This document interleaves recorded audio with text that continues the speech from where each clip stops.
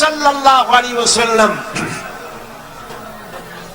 তিনি বললেন, আমার ওই একই অবস্থা, চলো আমার সাথে। তিনজনে গিয়ে উপস্থিত হলেন হযরতে আবু আইয়ুব আনসারী রাদিয়াল্লাহু তাআলা আনহুর বাড়িতে। হযরতে আবু আইয়ুব আনসারী রাদিয়াল্লাহু তাআলা আনহু রাসূলকে, হযরত আবু বকর ওমর রাদিয়াল্লাহু তাআলা আনহুকে পেয়ে দারুণ ভাবে আনন্দিত হলেন। ঘরের মধ্যে প্রবেশ করে বললেন, বিবি, এমন তিনজন মেহমান পেয়েছি, আকাশের নিচে জমিনের উপরে এর থেকে সম্মানিত মেহমান আর নাই। তিনি একটি বকরি জবাও করলেন, রান্নার ব্যবস্থা করলেন, বাগানে চলে গেলেন, কিছু খরমা নিয়ে এলেন, নবীজিকে বললেন, আল্লাহর নবী, এই খরমা আপনি খান। হুজুর জিজ্ঞেস করলেন, খরমাগুলির মধ্যে পাকা, কাঁচা না পাকা আছে, কোনটা খাবো? হযরত আবু আইয়ুব বলছেন, ইয়া রাসূলুল্লাহ, তিন রকমের, তিন শ্রেণীর খরমাই আপনি খাবেন, অনুরোধ করব, কারণ এগুলি আমার বাগানের খরমা। যেই শ্রেণীর গায়ে আপনার হাত লাগবে, আল্লাহ পাক আমার বাগানে বরকত দিয়ে দিবে। রান্না বান্না হয়ে গেল, গোশত আর রুটির সামনে এলো। নবীজি খাওয়া শুরু করার আগে কয়েকটা রুটি আর কয়েক টুকরা গোশত একটা পোটলার মতো করে বানায়া হযরত আবু আইয়ুবের হাতে তুলে বললেন, আবু আইয়ুব, এই গোশত আর রুটি টুকরা নিয়ে যাও আমার মা ফাতেমার কাছে। গত ৩-৪ দিন হয়ে গেল, তার কিসমতে কিছু হয় নাই।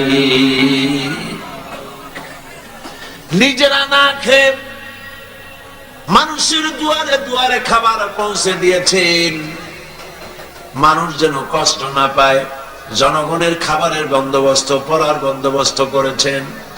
নবীজি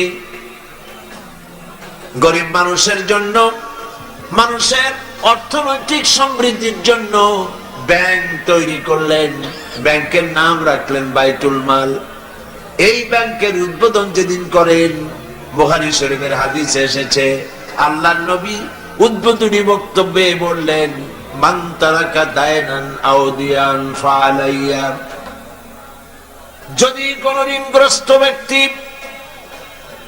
ঋণ পরিশোধ করতে না পেরে, ঋণ পরিশোধ করতে পারে নাই, এমন অবস্থায় যদি মারা যায়, তাহলে তার ঋণ পরিশোধের যদি কোনো ব্যবস্থা তার না থাকে, তাহলে তার ঋণ পরিশোধের ব্যবস্থা আর তার এতিম বাচ্চাগুলি, বিধবা স্ত্রী আর এতিম বাচ্চা আর ঋণের বোঝা সবগুলি আমি মুহাম্মদ সাল্লাল্লাহু আলাইহি ওয়াসাল্লাম আমার কাঁধে উঠায়া নিলাম। সূরা আনফাল আল্লাহ পাক বলেছেন, 10 জন ইমানদার সাবের মুত্তাকি যদি হও, 100-র উপরে বিজয়ী করব। সুবহানাল্লাহ কবেন না? 100 যদি হও ইমানদার সাবের মুত্তাকি, 1000 কাফেরের উপর বিজয়ী করব। সুবহানাল্লাহ। আল্লাহ পাক আজও তার রহমত নিয়ে আসেন, আমরা যদি মুমিন হই। বদরের মাঠে, জিহাদের ময়দানে একজন সাহাবী বলছেন, ইয়া রাসূলুল্লাহ, জিহাদের ময়দানে সবাই নেমে গিয়েছে, আমি একজন যুবক মানুষ, মুসলমান, আমার কাছে কোনো অস্ত্র নাই, মেহেরবানি করে একটা অস্ত্র দেন, আমি জিহাদে শরীক হয়ে যাই। হুজুর বললেন, আমার কাছে অস্ত্র নাই। তিনি বললেন, ইসলামের এই প্রথম জিহাদে আমি কি করে নীরব দর্শকের ভূমিকা পালন করি, যা পারেন তাই দেন আপনার হাত দিয়া।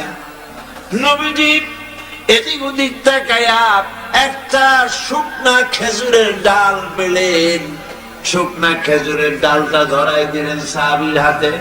সাহাবী বলেন, নবীজির হাতের দেওয়া শুকনা খেজুরের ডাল দিয়া জিহাদের ময়দানে ঝাঁপিয়ে পড়লাম। ধারালো তরবারি দিয়ে আঘাত করলে যেমন কাম হয়, নবীর দেওয়া শুকনা খেজুরের ডাল দিয়ে আঘাত করার সঙ্গে সঙ্গে কাফের দ্বিখণ্ডিত হয়ে পড়তে লাগলো। কবি বলছেন, ফিজাই বদরি পয়দা কুন ফেরেশতে তেরি নুসরত কো, ফিজাই বদরে পয়দা কুন ফেরেশতে তেরি নুসরত কো उतर सकते गर्दू से कतर अंदर कतर अब्बी। বদরের মুসলমানের মতো ঈমান আজ যদি তোমাদের ভিতরে থাকে, আল্লাহ রাব্বুল আলামিন কাতারে কাতারে ফেরেশতা তোমাদের সাহায্যের জন্য নামায়া দিবে। ঈমানদার হও, মুসলমান হও, আল্লাহ পাক সাহায্য করবেন। আল্লাহ পাকের সাহায্য নিয়ে আমরা কি করতে চাই? দিন প্রতিষ্ঠা করতে চাই। আমরা মারামারি করতে চাই না। আমরা পাশ্চাত্যকে বুঝাতে চাই। খ্রিস্টান, মুশরিক, ইহুদি, দুনিয়ার তাবৎ ইসলাম বিরোধীদেরকে বুঝাতে চাই, ইসলাম সন্ত্রাসে বিশ্বাস করে না, ইসলাম যুদ্ধে বিশ্বাস করে না, ইসলাম শান্তিতে বিশ্বাস করে। নবীজি যত যুদ্ধ করেছেন সবগুলি আক্রান্ত হয়েছেন ডিফেন্সিভ ওয়ার, সবগুলি আত্মরক্ষামূলক যুদ্ধ করেছেন, নিজে আগ বাড়ায়া কারো সাথে আক্রমণ করে নাই।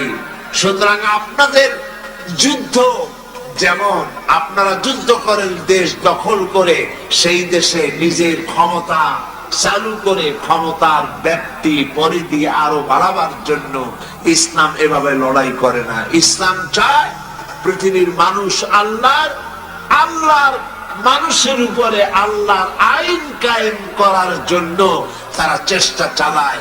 এই চেষ্টায় যদি কেউ সশস্ত্র বাধা দেয়, সেই বাধার মোকাবেলা ইসলাম করে জিহাদের নামে। মুসলমানেরা জিহাদের নামেই সেটা করে, ঠিক? সেই জন্য ইসলামকে ভুল বুঝাবার কোনো কারণ নাই। আমি আবারও সিলেটের সমস্ত মুসলমান ভাইদের বলি, আপনারা পৃথিবীর চতুর্দিকে ছড়িয়ে আছেন, ইউরোপে, আমেরিকায়, মধ্য এশিয়ায়, আফ্রিকায়, দুনিয়ার চতুর্দিকে আপনারা আছেন। আপনারা মানুষের কাছে যান, দ্বীনের দাওয়াত নিয়ে ছড়িয়ে পড়ুন, মানুষকে বুঝান ইসলামের মধ্যে সন্ত্রাস নাই, সাম্প্রদায়িকতা নাই। ইসলাম আল্লাহর দেওয়া দিন প্রতিষ্ঠা করতে চায়। মুসলমানেরা পৃথিবীর সব থেকে বেশি শান্তিকামী। তারা মারামারিতে, হত্যা, জিঘাংসায় বিশ্বাস করে না। এই কথাগুলি মানুষকে বুঝান। নামাজ পড়ুন, দিনদার হন, ইমানদার হন, পরেজগার হন। আল্লাহ পাক যেন আমাদের তাই বানান, বলেন আমিন। প্রতি বছর আমি নামাজের কথা আপনাদের সামনে বলি, আজ না বলে পারি না, কারণ শুধুমাত্র ওয়াজ শুনলে হবে না। নামাজ হলো ফাউন্ডেশন। নামাজ কি? ফাউন্ডেশন। নামাজ লা দীনা লিমান লা সালাতা লাহু। যার কাছে নামাজ নাই তার কাছে দিন নাই, ঈমান নাই, চরিত্র নাই, কিছুই নাই। 5 ওয়াক্ত নামাজ জীবনে আর ছাড়বো না ওয়াদা করতে পারবেন? প্রতি বছর করেন, আজও করেন, দুহাত উঁচু করে বলেন, ইয়া আল্লাহ, তোমার পবিত্র নামে ওয়াদা করি, কসম করি, যতদিন পর্যন্ত মালাকুল মউত আমার মাথার কাছে না আসতেছে, ততদিন পর্যন্ত ফরজ নামাজ, ফরজ রোজা ছেড়ে দেব না, ছেড়ে দেব না। ইয়া আল্লাহ, আমি আমার মৃত্যু পর্যন্ত এই ওয়াদা যেন পালন করতে পারি, এ তৌফিক তুমি আমারে দাও। আমিন। প্রিয় ভাইরা, মুনাজাত করবো আমি। মুনাজাতের আদব হলো বসা। যত মুসলমান যেখানে আছেন, এত বড় মুনাজাত জীবনে আরেকটা পাবো কোন নিশ্চয়তা নাই। কথা ঠিক কিনা? যাদের কিসমত খারাপ, কেবল তারাই মুনাজাতে শরীক হইতে পারবে না। আর যাদের কপাল ভালো তারা তো পারবেই। রাস্তা বন্ধ করে দিন, যারা রাস্তায় দাঁড়াইছিলেন এতক্ষণ রাস্তায় বসে পড়েন, রাস্তায় গাছে ছাদে যিনি যেখানে আছেন সব বসে। তবে দুর্ভাগ্য এখানে একটা লোক বাজার থেকে খুব জোরে দৌড় মারছে। লোকেরা জিজ্ঞেস করলো দৌড়াও কেন? কয় ভাই মানির মান আল্লাহ রাখে। কয় কেমন? কয় বাবা আর আমি দুজনে গেছিলাম বাজারে, বাজারের মানুষেরা আমার বাপেরে ধরিয়া জুতা দিয়ে এমন পিটাইলো, আমি আরামসে নিরাপদে চলে আসছি, আমারে কেউ কিছু করতে পারে না, মানির মান আল্লাহ রাখে। ওর বাপের জুতা দিয়ে পিটায় আর মানির মান আল্লাহ রাখে। দুর্ভাগ্য এই জাতির এক শ্রেণীর কলামিস্ট, এক শ্রেণীর মুসলমান নামধারী কলামিস্ট, মুসলমান নামধারী ফিচার লেখক, মুসলমান নামধারী সাংবাদিক, মুসলমান নামধারী বুদ্ধিজীবী, মুসলমান নামধারী রাজনীতি, ওরা মুসলমানের ঘরে জন্মগ্রহণ করেও কুলাঙ্গার। এই লোকগুলি মুসলমানের ঘরে জন্মগ্রহণ করেও মুসলমানদেরকে মৌলবাদ আর সন্ত্রাস বলে গালি দেয়। এই দেশের মানুষেরা দুর্গা পূজার ক্ষতি করতে যায় না। আমরা হাজারবার বলেছি এদেশের হিন্দু মুসলমান খ্রিস্টান বৌদ্ধ সব সম্প্রীতি নিয়ে বসবাস করবে এই দেশে। আমি আমার এলাকা পিরোজপুরে আমার ডিসিএসপি কে ডেকে বলেছি, যদি আমার দেশে সাম্প্রদায়িক সম্প্রীতি বজায় রাখতে হবে, মায়ের পেটের ভিতরে সন্তান থাকে যেমন নিরাপদ, আমার এলাকার ভিতরে অমুসলিম ভাইরা থাকবেন সেভাবে নিরাপদ। কোন মানুষ যদি অমুসলিমদের গায়ে হাত দেয়, জুলুম করে, অত্যাচার করে, লাইট পোস্টের সাথে ঝুলাইয়া সারাদিন পিটাবেন, যাতে করে 1 মাসের ভিতরে বাপের নাম মনে না আসে। আমার দেশের মতো জায়গায় থেকে যদি আপনাদের মজা না লাগে, শান্তি না পান, তাহলে এমন নিরাপত্তার জায়গা, এরকমের শান্তির জায়গা, সাম্প্রদায়িক সম্প্রীতির জায়গা আর একটা কোথায় আছে আপনি আমাকে দেখান।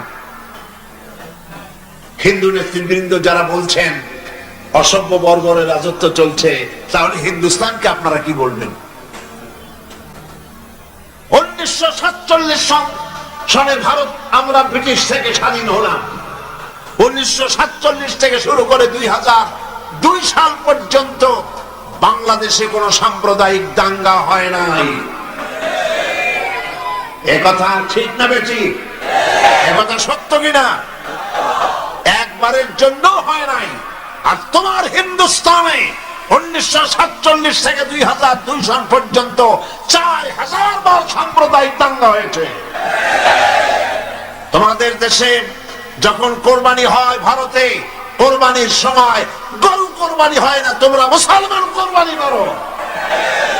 মুসলমানদের মসজিদ ভেঙে তোমরা মন্দির বানাও। এই দেশে হিন্দু মুসলমান সাম্প্রদায়িক সম্প্রীতি নিয়ে আমরা বসবাস করছি। এই দেশে সরকার বদ্ধপরিকর সাম্প্রদায়িক সম্প্রীতি তারা বজায় রাখা হবে ইনশাআল্লাহ। ঠেকাবে কি করে? আল্লাহর নূর, ঠেকাবার উপায় নাই। আবু জাহেল তো চাইছিল মক্কা শরীফই মুহাম্মদ সাল্লাল্লাহু আলাইহি ওয়াসাল্লামকে ঠেকায় দেবে, পারছে? আল্লামা ইকবাল বলেছেন, मगरिब की वादियों में गूंजी अदा हमारी, मगरिब की वादियों में गूंजी अदा हमारी, थमथा न था किसी से सैल रवा हमारा। প্রাচ্য এবং প্রতীচ্য, পাহাড় এবং পর্বতে, ইথার এবং বাতাসে রণিত, অনুরণিত, ধ্বনিত, প্রতিধ্বনিত হয়ে বিশ্বের চতুর্দিকে ছড়ায় পড়বে আমার আজানের আওয়াজ, কেউ ঠেকাতে পারবে না। ইসলাম বিশ্বের চতুর্দিকে ছড়িয়ে পড়বে, ঠেকাবার উপায় নাই। কয়জন মারবা? এখন পৃথিবীতে 140 কোটি মুসলমান। সুতরাং নবী তারা এসেছিলেন, আল্লাহর নবীরা পৃথিবীতে এসেছিলেন শান্তি প্রতিষ্ঠা করার জন্য। মুসলমানরা যে দেশে বেশি, ইতিহাস থেকে শুনুন, মুসলমানরা যে দেশে বেশি সেই দেশেই অমুসলিমরা বেশি নিরাপদে থাকে। আমার এই কথা ঠিক কিনা বলে? ঠিক কিনা? কেন ঠিক? ঠিক এই জন্য নবীজি বলেছেন, সংখ্যাগরিষ্ঠ মুসলিম এলাকায় যারা সংখ্যালঘু হবে তারা হবে তোমাদের জন্য আমানত। তাদের উপরে জুলুম করবে না, অত্যাচার করবে না। সংখ্যাগরিষ্ঠ মুসলমানেরা সংখ্যালঘু মুসলিমদের উপরে যদি কোনো নির্যাতন করে, জুলুম করে, কিয়ামতের দিন আমি নবী মুহাম্মদ রাসূলুল্লাহ সাল্লাল্লাহু আলাইহি ওয়াসাল্লাম মুসলমানদের বিরুদ্ধে অমুসলিমদের পক্ষ সমর্থন করে সংখ্যাগরিষ্ঠ মুসলমানদের বিরুদ্ধে আল্লাহর দরবারে মামলা দায়ের করব। এ হলো ইসলাম। সুবহানাল্লাহ। এর নাম ইসলাম। কই আমার দেশে তোমরা মরলে ডাইরেক্ট জাহান্নাম, আর আমরা ইসলাম প্রতিষ্ঠার রাস্তায় যদি মৃত্যু হয় শাহাদাত, ডাইরেক্ট আল্লাহর জান্নাত। তোমাদের বেঁচে থাকাও বরবাদ, মরে যাওয়াও বরবাদ। আর ইসলামের পথে যারা, তাদের বাঁচাও আল্লাহ পাকের রহমত, আর মরে যাওয়াও রহমত। সেই জন্যে ইসলামের পক্ষে আজ সারা বিশ্ব ইসলামের বিপক্ষে কাজ করছে, আর মুসলমানদেরকে এই সময় ইসলামের পক্ষে টিকে থাকতে হবে। ইসলামকে জানতে হবে, বুঝতে হবে, ইসলামের উপরে টিকে থাকতে হবে। তাহলেই আমাদের বিজয় অতি সন্নিকট। আমার তো মনে হয় আর বেশি দেরি লাগবে না, ইসলামের বিজয়ের একটা সময় এসে গেছে ইনশাআল্লাহ। মায়ের যখন প্রসব যন্ত্রণা শুরু হয় তখন বোঝা যায় বাচ্চা হইতে আর সময় লাগবে না। ঠিক কিনা? ঠিক কিনা? আজ পৃথিবীর প্রসব যন্ত্রণা শুরু হয়েছে, তাম পৃথিবীর চতুর্দিকে মুসলমানদের উপরে জুলুম অত্যাচার শুরু হয়েছে। এই জুলুম অত্যাচারের মধ্য দিয়ে আগামীকাল যে সূর্য উদিত হবে, সেই সূর্য হবে ইসলামের জন্য, আল্লাহর দ্বীনের জন্য, মুসলমানদের জন্যই সেটা হবে। তামাম পৃথিবীর বুকে আল্লাহর দেওয়া বিধান ও কোরআনের রায় কায়েম হওয়ার জন্য সময় আর বেশি দূরে নয়। এজন্য মুসলমানদেরকে ঐক্যবদ্ধ হয়ে নবীর পথ ধরতে হবে, নবীর রাস্তা ধরতে হবে। আল্লাহ পাক নবীকে যে উদ্দেশ্যে পাঠাইছেন, কোরআন যে উদ্দেশ্যে নাজিল করেছেন, সেই উদ্দেশ্য ধরে আমরা যদি জীবন চালাতে পারি, আল্লাহর রহমত আমরা লাভ করতে পারবো। আল্লাহ পাক আমাদেরকে, আল্লাহ পাক বলেছেন কোরআনে কারীমের মধ্যে, ওয়া কানা হাক্কান আলাইনা নাসরুল মুমিনিন।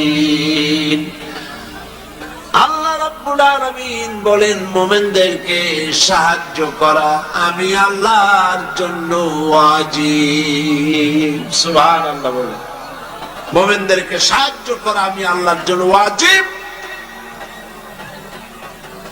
মুসলমান বেশি হওয়া লাগবে, সৈন্য সংখ্যা বেশি হতে হবে, অস্ত্র বেশি হতে হবে। আল্লাহ পাক এগুলি বলেন না। অস্ত্র লাগবে, এটা ঠিক, অস্ত্র লাগবে।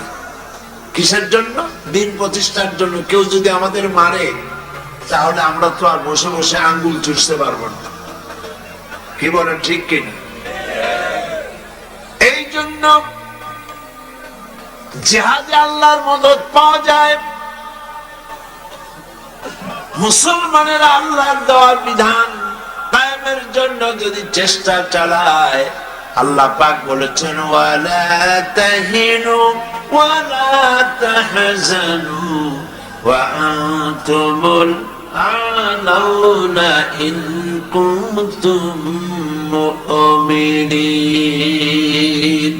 কোনো ভয় নাই, কোনো চিন্তা নাই, যদি মুমিন হও আমি আল্লাহ তোমাদেরকে জয়ী করব।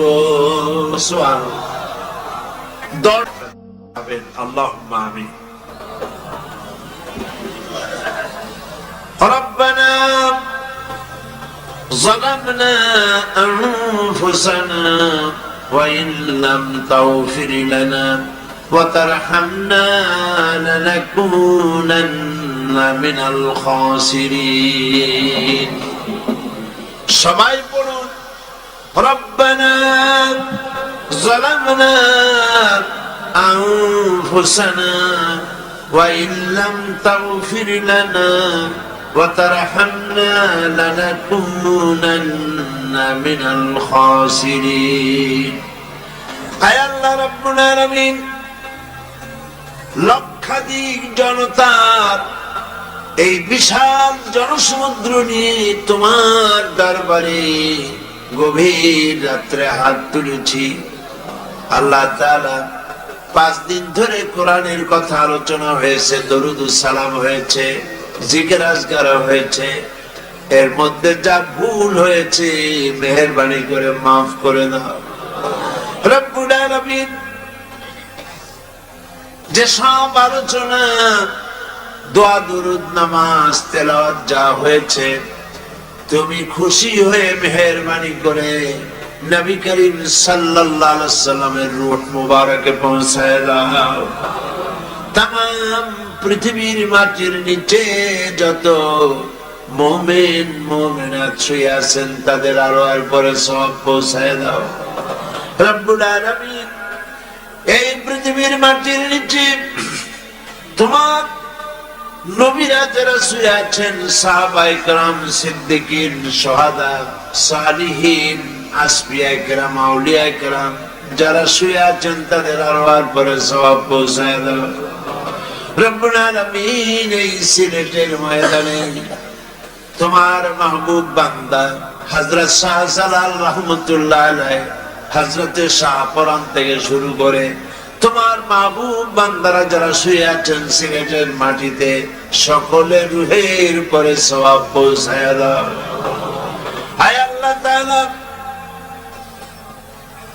আমাদের মধ্য থেকে আমাদের মা বাপ যাদের দুনিয়া থেকে জন্মের মতো বিদায় হয়ে গেছে, আল্লাহ তাআলা আমাদের মা বাপের কবরগুলিকে জান্নাতের টুকরায় পরিণত করে দাও।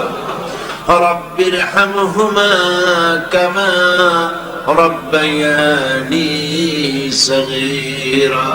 সবাই পড়েন রব্বির হামহুমা কামা রব্বায়ানি সগীরা।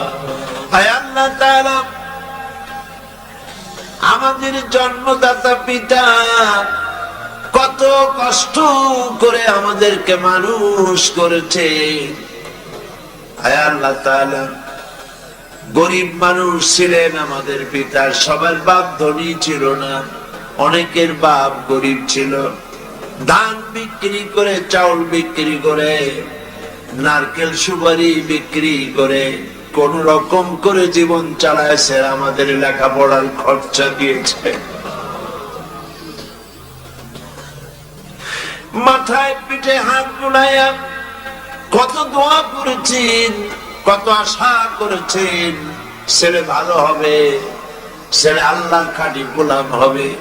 আল্লাহ তাআলা এইভাবে বাপ স্নেহ দিয়া যত্ন করে মানুষ করে দুনিয়া থেকে বাড়ি ঘর কিছুই নিলেন না, সব ফলায় ধুয়ে বিদায় হয়ে গেল।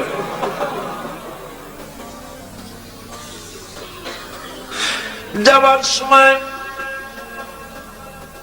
বারিশ নয়, লেপ নয়, তো স্বপ্ন নয়, টাকা নয়, পয়সা নয়, কিচ্ছু না, সাদা 3 টুকরা কাপড় নিয়া খালি হাতে বাপ বিদায় হয়ে গেল। আয় আল্লাহ, আব্বা যাদের মারা গেছে কবরটাকে জান্নাতের টুকরা বানায় দাও রব্বুল আলামিন। জনম দুঃখিনী মা 8 মাস 10 মাস মায়ের পেটের ভিতরে থেকে হাঁটু দিয়া পা দিয়া গুতা দিয়া মাকে কষ্ট দিয়েছি।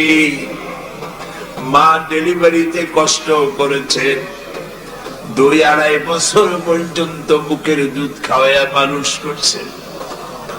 প্রচন্ড মাঘের শীতে, প্রচন্ড মাঘের শীতে মায়ের কোলে থেকে পেশাব পায়খানা করে মায়ের কাপড় চোপড় নষ্ট করে দিয়েছি। মা রাগ করে আছাড় দেন নাই, একটা থাপ্পড়ও লাগান নাই। বাইরে নিয়ে পানি দিয়ে ধুয়ে সাফ করে কান্না মুখে শত চুমা দিয়া হাসি ফুটাইছেন যে মা, ওই মা যার বিদায় হয়ে গেল, কবরটা কি বেহেশতের বাগান বানাইয়া দাও। রব্বির হামহুমা কামা রব্বায়ানি সগীরা। আবারও পড়েন, রব্বির হামহুমা কামা রব্বায়ানি সগীরা। আয় আল্লাহ তাআলা, আমাদের দাদা দাদি নানা নানি আত্মীয় স্বজন পাড়া প্রতিবেশী যার যা মারা গেছে প্রত্যেকের রুহের পরে সওয়াব পৌঁছায় দাও রব্বুল আলামিন। তামাম পৃথিবীর বুকে মুসলমানেরা বড় এতিম অসহায়, দেখার মতো কেউ নাই। আল্লাহ, আমরা মার খাচ্ছি চতুর্দিকে, আমরা বুঝতে পেরেছি আমরা অপরাধী, আমরা গুনাহগার, আমরা মার খাওয়ার উপযুক্ত হয়েছি। রব্বুল আলামিন, আয় আল্লাহ তাআলা, তুমি আজ তোমার আরশে আজিম থেকে সিলেটের মাদ্রাসার মাঠের দিকে তাকাও।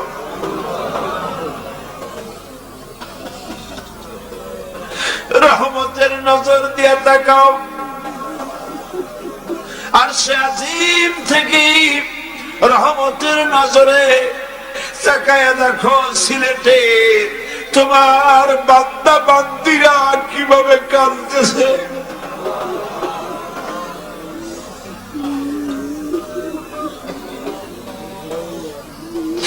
রব্বুল আলামিন, শয়তানের ওয়াসওয়াসায় পড়ে আমরা গুনাহ করেছি, আজকে বিনীত ভাবে ক্ষমা চাই, মাফ করে দাও। তোমার নবী বলেছেন, গুনাহ করে যে তওবা করে সে যেন কোনো গুনাহই করে নাই। আল্লাহ, আমাদের ভুলগুলি স্বীকার করতেছি বয়সের দোষে,